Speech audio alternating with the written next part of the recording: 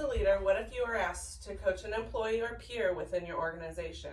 Do you feel that coaching someone you work with daily is a hard or nearly impossible task? For some, leading others is difficult, and it isn't an area where they excel. Stepping into a leader role, many people don't have the experience or the knowledge necessary to be a successful leader.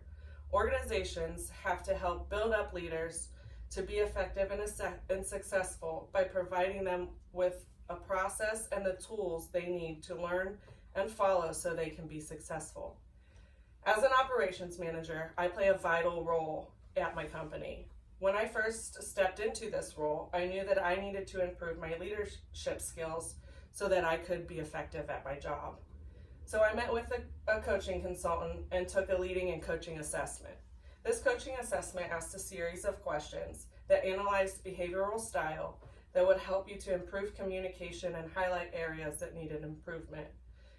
The results helped me to see areas where I lacked solid leadership and coaching skills. This helped me to find specific courses that I could take to help me improve in those areas. Today I'm going to talk about the process of what it takes to become a successful leader. This includes the skills needed to lead, the principles of a leader, and the steps you can take to become a great leader. First, I want to share the challenges that people face when leading. Stated in an article I found on Simply Coach, some of the common challenges include not seeing a clear objective, a communication gap between a leader and a follower, the lack of accountability, coaching not being seen as an organizational priority, and time management. Now we can go into what leadership is. Gallup, a global analytics and advice firm who helps leaders and organizations solve their most pressing problems, defines leadership as the act of getting individuals aligned and moving in the same direction toward a desired outcome. There are certain traits that make a good leader. According to Gallup, one of the most important leadership traits is engaging your followers. To be an effective leader, you need to know your people and be aware of their strengths and weaknesses and what form of coaching and communication they will receive most effectively. To do this, you need to establish trust, share your concerns or struggles as a leader. Establish hope, talk about the future as if it is bright. Establish compassion, react calmly and empathetically when followers are dealing with difficult situations. Good leaders take responsibility for their leadership and understand that what they do and how they do it affects all the people that they are leading. A good leader can take responsibility by creating a culture of accountability.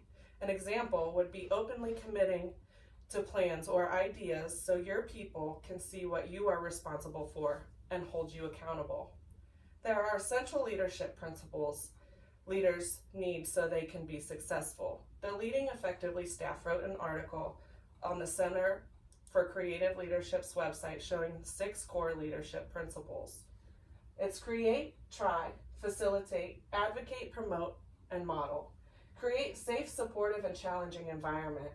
Try to work within the coachee's agenda. Facilitate and collaborate. Advocate self-awareness.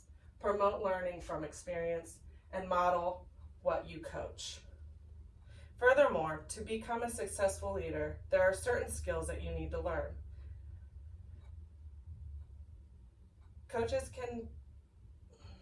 There are options such as assessment classes and seminars that leaders can attend to gain more insight in improving their leadership skills. An example would be the coaching assessment I took and talked about in my intro. Another example would be the Clifton Strengths Assessment that Gallup offers. The Center for Management Organization Effectiveness, CMOE, lists 8 essential coaching skills needed to help leaders take their coaching to the next level. For over 35 years, CMOE has helped leaders, teams, and executives ranging from small companies to Fortune 500 companies improve their coaching. The first skill is be supportive. When you're supportive, you can develop a relationship of trust. Define the topic. Clarifying both managers' and employees' needs and expectations will allow you to create a positive environment. Establish impact. Show the employee how their direct actions are affecting their goals. Initiate a plan. Create a plan that's both specific and achievable. Get commitment. Commitment from the employee that they'll implement the plan. Confront excuses. Make sure to lay out each phase of the plan so the employee with transparency before beginning. Clarify consequences. Don't give up. Discouraged employees will only be less productive if they sense that you've given up on them. Leaders play a vital role in the success of their organization. Failure to lead means failure to succeed. I hope that learning about some of the essentials a successful leader needs to obtain has shown you that you too can become a success. Remember the steps. Learn what leadership is. Define what leadership traits you already possess. Take responsibility as a leader. Use tools out there to help you better understand your leadership path forward. Put your new skills into action. Lead with confidence.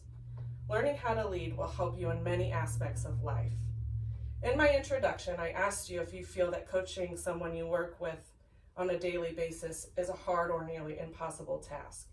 If you were to use the process and tools that you have learned within these past couple minutes, leading will begin to feel less impossible and more satisfying. In organizations with healthy cultures and effective leaders, employees aren't kept in the dark. They are supported in the belief that they are part of an exciting future. It is the power of clear communication that helps leaders become successful and leverage their potential power, not only for the good of the organization, but for the good of its people. Thank you.